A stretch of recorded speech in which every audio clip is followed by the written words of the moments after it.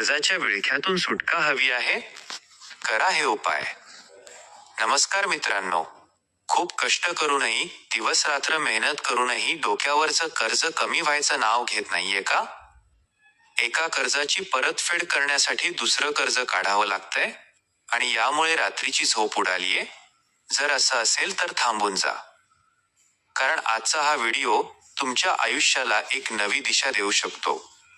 वास्तुशास्त्र आणि ज्योतिषशास्त्रामध्ये कर्जमुक्तीचे काही अत्यंत अचूक आणि सोपे उपाय सांगितले आहेत, जे आज आपण या व्हिडिओमध्ये पाहणार आहोत. व्हिडिओ शेवटपर्यंत नक्की बघा, कारण शेवटचा उपाय सर्वात महत्त्वाचा आहे. मित्रांनो, अनेकदा आपण मेहनत करतो, पण तरीही घरात पैसा टिकत नाही आणि कर्ज वाढत जातं. याचं मुख्य कारण आपल्या घरात नकळत झालेले काही वास्तुदोष असू शकतात. वास्तुशास्त्रानुसार घराची वायव्य म्हणजेच नॉर्थ वेस्ट दिशा आणि नैऋत्य म्हणजेच साऊथ वेस्ट दिशा या कर्जाशी थेट संबंधित असतात.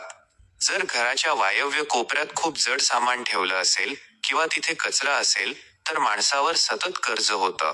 दुसरी गोष्ट, जर तुमच्या घराची उत्तर दिशा दोषयुक्त असेल तर घरात पैशांची आवक थांबते.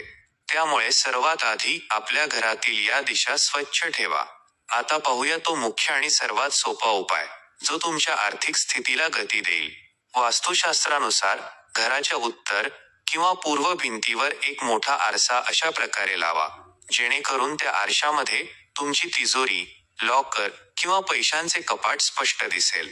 आरशामध्ये जेव्हा तिजोरीचं प्रतिबिंब दिसतं, तेव्हा वास्तुशास्त्रानुसार ती संपत्ती दुप्पट वेगाने वाढते असं मानलं जातं. हा उपाय केल्याने घरात सकारात्मक ऊर्जेचा प्रवाह वाढतो आणि अडकलेला पैसा परत मिळण्याचे मार्ग मोकळे होतात, ज्यामुळे कर्ज फेडणं सोपं होतं. या आरशाच्या उपायासोबतच तुम्ही आणखी काही छोट्या गोष्टींची काळजी घेतली पाहिजे. पहिली गोष्ट म्हणजे कर्जाचा हप्ता किंवा व्याजाचे पैसे देताना ते नेहमी मंगळवारी द्या.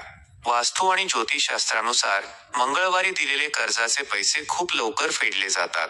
पण लक्षात ठेवा, मंगळवारी कधीही नवीन कर्ज घेऊ नका. दुसरी गोष्ट, रोज सकाळी उठल्यावर घराचा मुख्य दरवाजा स्वच्छ धुवा आणि दाराबाहेर हळद पाण्याचे किंवा कुंकवाचे स्वस्तिक काढा. यामुळे गरिबी दारातूनच निघून जाते. आणि तिसरी गोष्ट, जर घराच्या मुख्य दारासमोर किंवा गॅलरीत सुकलेली झाडे असतील तर ती लगेच काढून टाका. सुकलेली झाडे ही आर्थिक कोंडी आणि नशीब ब्लॉक होण्याचं लक्षण आहेत. तर मित्रांनो, हे होते कर्जमुक्तीचे काही सोपे आणि प्रभावी वास्तू उपाय. हे उपाय तुमच्या आयुष्यातील नकारात्मकता दूर करून पैशांचे मार्ग खुले करतील. पण यासोबतच स्वतःच्या कष्टावर विश्वास ठेवा आणि पैशांचे योग्य नियोजन करा. तुम्हाला हा व्हिडिओ कसा वाटला, मला कमेंट करून नक्की सांगा. जर माहिती आवडली असेल तर व्हिडिओला लाईक करा आणि तुमच्या गरजू मित्रमैत्रिणींसोबत नक्की शेअर करा. अशाच नवनवीन आणि माहितीपूर्ण व्हिडिओसाठी आपल्या चॅनलला सबस्क्राईब करायला विसरू नका. धन्यवाद.